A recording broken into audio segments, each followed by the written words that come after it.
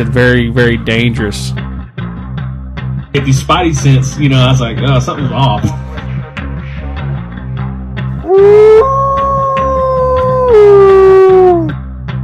And I'm just like, man, I'm waiting to hear something, Keep that crowd warmed up.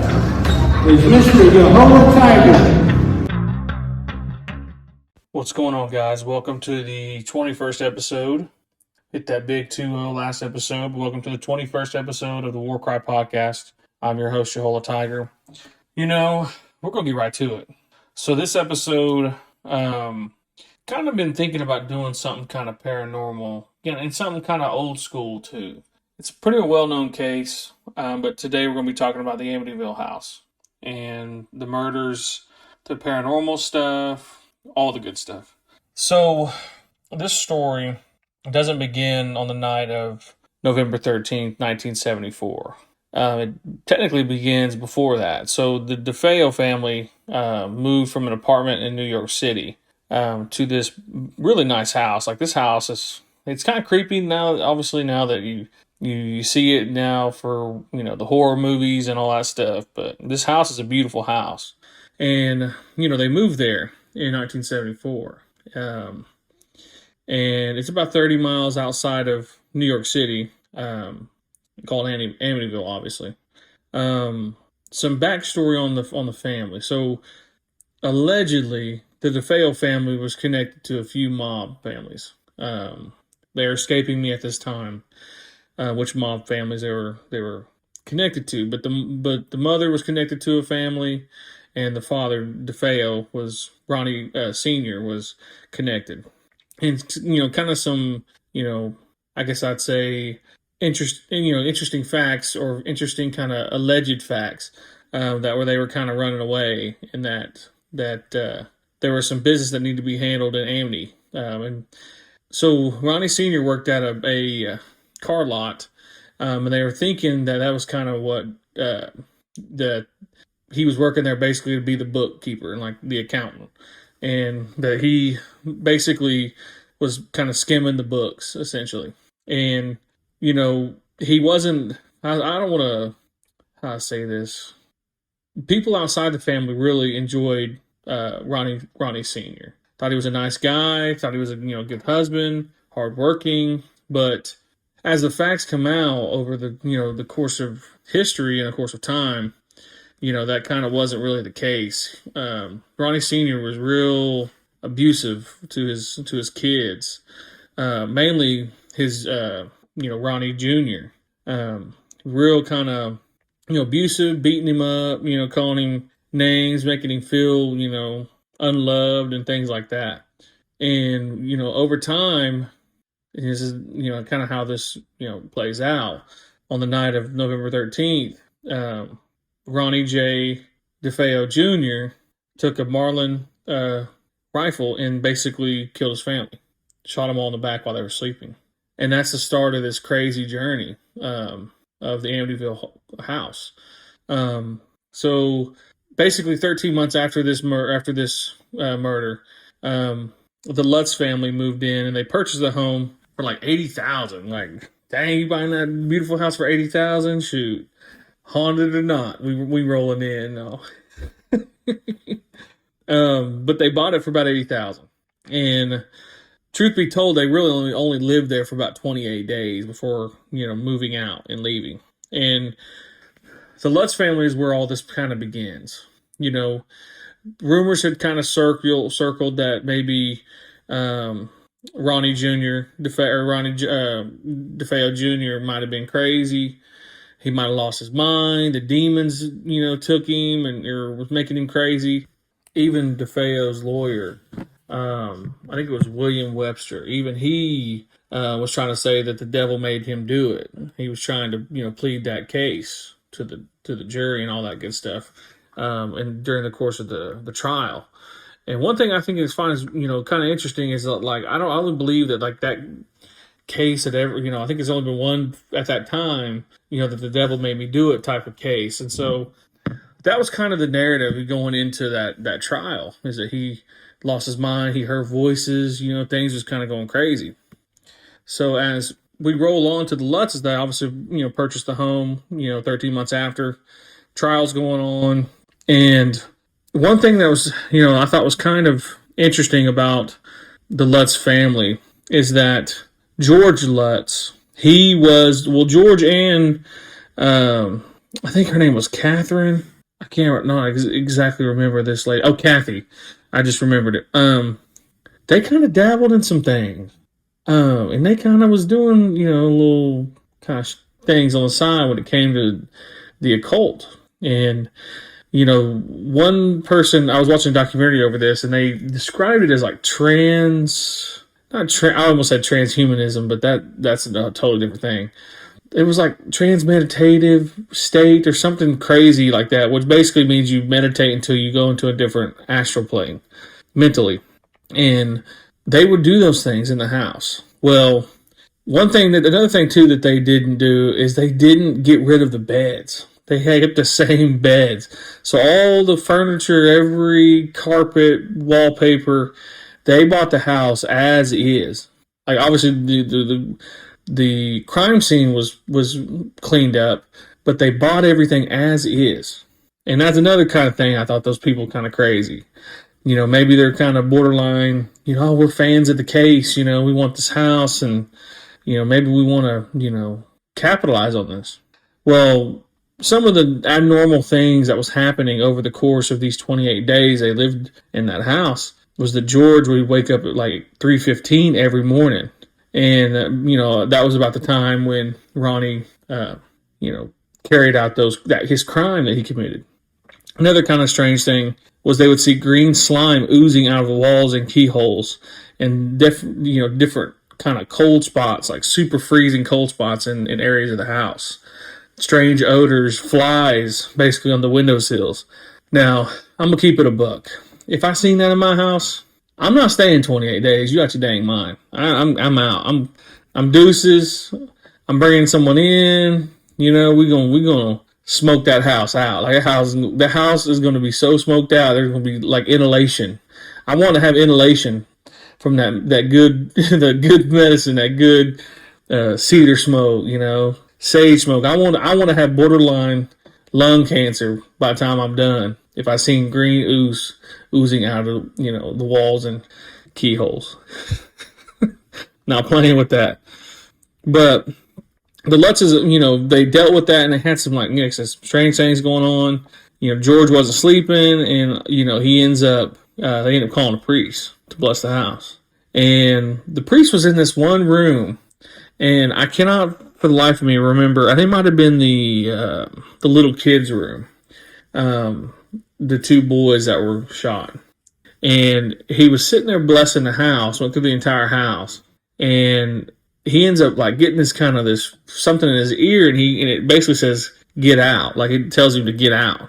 And as he's leaving, he tells the family that, "Hey, I'm gonna let y'all know, don't sleep in that room right there," and left.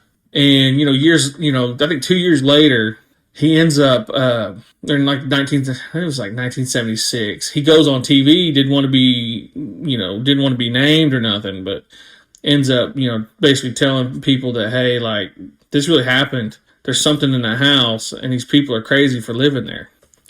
So they had that priest come through. Kind of, I guess, more weird stuff that I'm kind of coming to mind. A nearby garage door opening and closing. They'd see a nearby a garage door, which kind of I think that it's kind of weird. They'd have invisible knives knocking down they'd have some type of invisible type thing would be knocking knives down into the kitchen. They said they saw a pig-like creature with red eyes. I guess George and his son Daniel saw it from the window. And one of the craziest things that George mentioned, and Kathy, I guess she really maybe didn't even remember this, was that Kathy would levitate. She was levitating out of bed. And they both saw both their sons, Daniel and Christopher, levitating as well. Damn, if I saw that, I'd be like, nah. It's kind of crazy. So they left 28 days out of there. I would have been gone in 2 nights, maybe 1, maybe not even a full night. But, y'all like, man, how's he gonna go on these ghost adventures if can't even stay a night at the Amityville horror? No, actually, you can catch me outside, man. I'll be I'll be watching the video cameras. No, but so as that happens, the Lutzes go out and they tell everybody. They start doing interviews, and one thing too that I thought was kind of interesting, people were not believing them at first. Like, you kind of losing your mind. Y'all crazy. Y'all staying in a house with the same exact stuff as the people that were murdered in there. And so they took a lie detector test and they passed. And which in that day and time, the lie detector test was like, if you took one of those and you passed, you definitely telling the truth. So that's kind of what they was thinking back then. Well, they ended up, I guess they've always had like some legal and some financial issues. And, with creating a fantastic type of story about all these crazy things happening, might bring in some money or two, but they end up having different people coming out. One of the known and the spotlighted people that showed up was Ed and Lorraine Warren. They showed up, and now this is I think it's kind of hype and kind of cap, but she said this is like the closest she's ever felt to hell. And as she walked in that house, Ed and Lorraine Warren had all these different types of investigations, and I think here in 2023, early 2023, their validity, excuse me, their validity has come into question. So we can take it with a grain of salt. But she had empathy, or not empath, ability to sense spirits and see things that people couldn't. And she went and did a full thing. She said this place is haunted. It's the gateway to hell. It's basically hell. They had Hans Holter. I'm probably pronouncing his name wrong. Hans Holter. Anyways, he comes and he has this, and I cannot think of the name of this person. Anyways, where spirits could talk through them is what he brought one of his ladies he trusted, and he said he came up with his conclusion that this place is definitely haunted. There's spirits here. There's something going on. We don't know. We don't know what it is, but something's going on. Because what he liked to do, different than Ed and Lorraine, they would work off straight feelings, and they would just kind of make sure everything was what it was in terms of what they believed, and more of a Christian side too. I know Ed was like a Catholic historian or of those some type of nature, but Hans Holter worked off science and the metaphysical. And what he did is he had all these tools that like basically a modern day paranormal team would have. And one kind of crazy thing that they caught, and wasn't really made public until years later, was they caught a picture of a boy with shining eyes at the second level, kind of next to the staircase. I thought that was kind of a crazy picture, because in that day and time, it's hard to Photoshop stuff. Unless you planned it out and you really you needed to know, kind of what, in terms of photography, it's hard to do that. And so I thought that was really interesting part of those investigations. I know the news teams went out and they filmed and basically documented every aspect of these investigations. They thought it was very mesmerizing. But they ended up, documentary I watched, they ended up interviewing some of those reporters, and they didn't really feel anything, but who knows.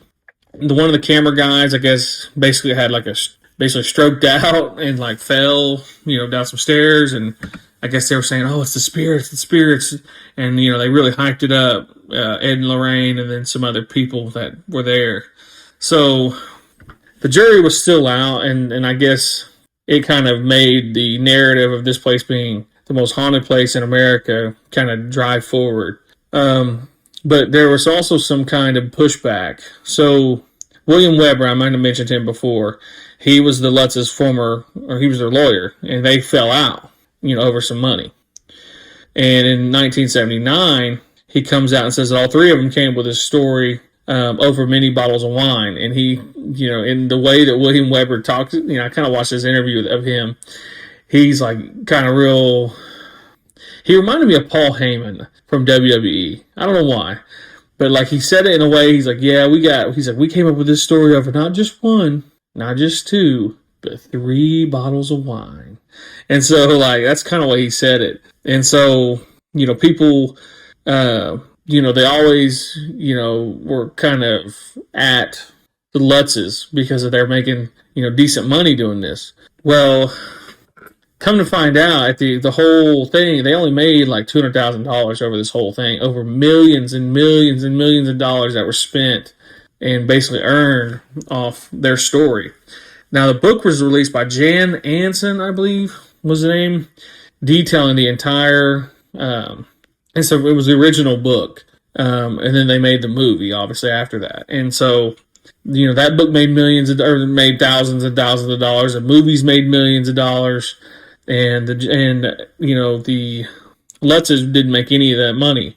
But the kind of the issue they're having with William Weber is that he maybe was pocketing a lot of that money.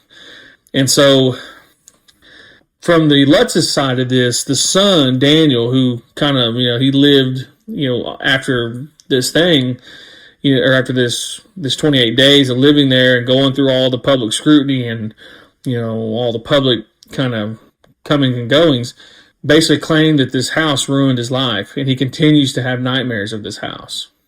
I think it's kind of crazy that we can't, it's basically a true crime story, but it's also mixed in with paranormal, because at the end of the day, you truly don't know. Like, we don't know what happened in that house. And, for us to kind of take a look back, years later, especially me being years later, it's just kind of interesting to see, both sides of it.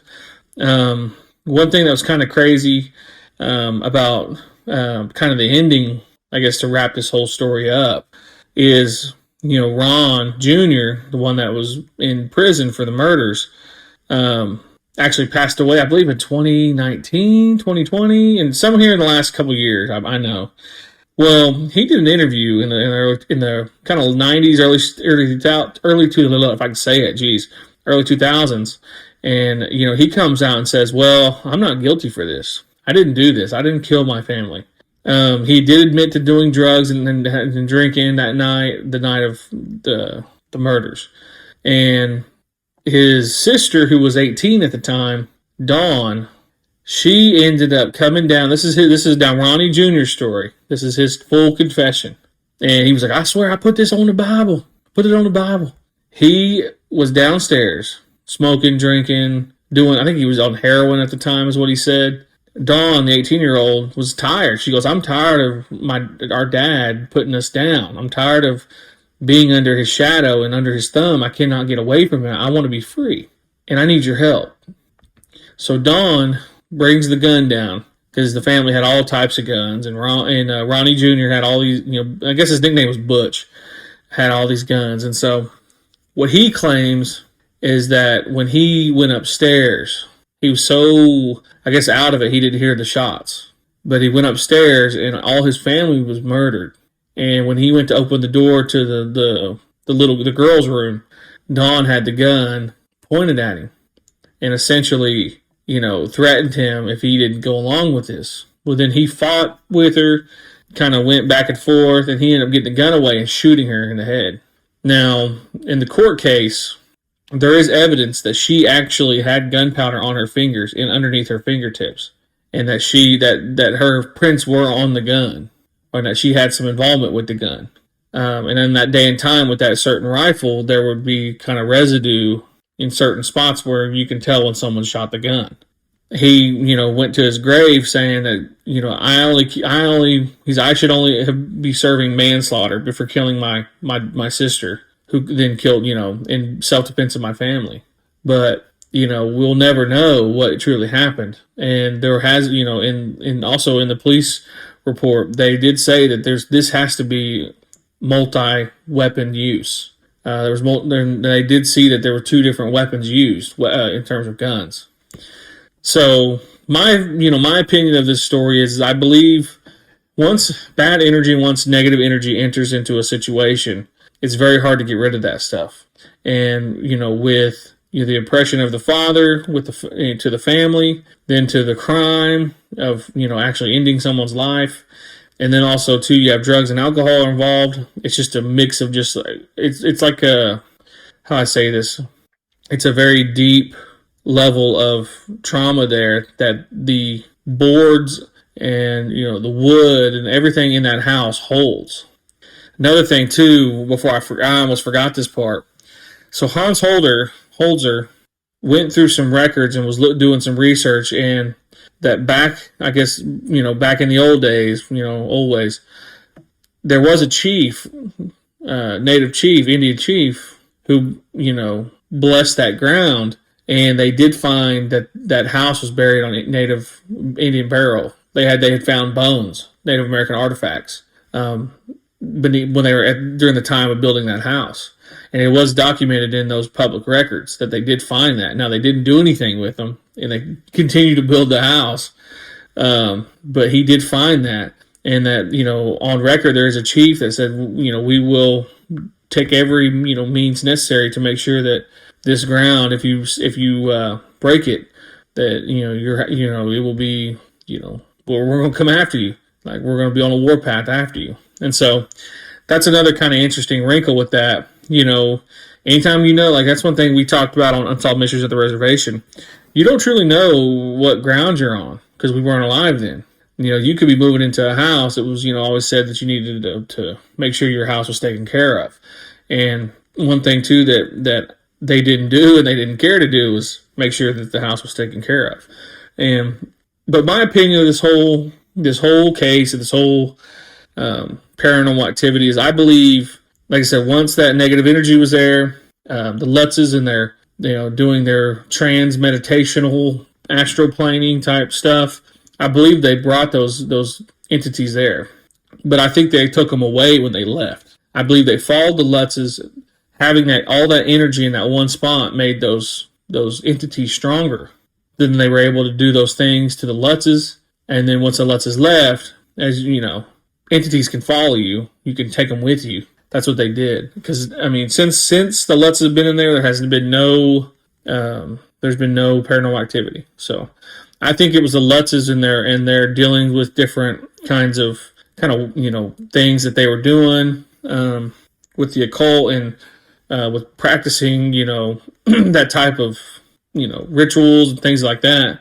I believe that they were the ones that were being followed by the entities, and being in that house made them stronger because of the negative energy that was there. But I do believe, I do believe in in the paranormal. And I do believe that this is not one of the most haunted houses, but I believe that it just happened to be the right people at the right time, and it just so happened that these people were doing these things, and these entities were attached to them, and we get this pretty crazy but kind of sad story of just terrible things happening to people, and especially in Amityville. I guess they say it's a very nice, well-to-do village is what they called it. But let me know what you guys think about the Amityville case. I guess haunting, whatever you want to call it. I know they made 1 million movies, and I will say to this day that Ryan Reynolds, his casting of the father might have been one of the worst movies I've ever seen. But they've made 1 million of those movies. Let me know which one of those is the original is my favorite. But let me know what you guys think of what happened to the family. And if you're on Spotify, let me know what topic that you want to have me discuss next. We're looking at doing another part 2 for mysterious disappearances. I've been kind of looking into some cases about park rangers, and I'll talk about park rangers who have went missing, in the line of duty, especially when it comes to being out in national forests and national parks. But like I said, if you're on Spotify, let me know what you think about the episode and tell me what you want to hear next. You can find me on TikTok, One Man Band 918, Facebook, Yehola Tiger. Message me when you add me, so I know that you listen to the podcast. Shout out to Bigfoot Crossroads and Matt Knapp. You guys may be hearing me on there pretty soon, so You just never know. I show up in places where people don't, think they're going to find me. But Twitter, One Man Band 918, and then if you guys, I know the Muskogee Art Market is coming up. Go follow the Facebook page. I know my Uncle John and my John Mark Tiger and John M. Artworks is going to be there. And my cousin Christy Herndon in Holland, she'll be there as well. Go out and support. I may or may not be there. Just with this new baby, it's just kind of hard to get out. But go check them out, guys. Go to the Muskogee Art Market. And I appreciate you guys listening. I'll catch you on the next one.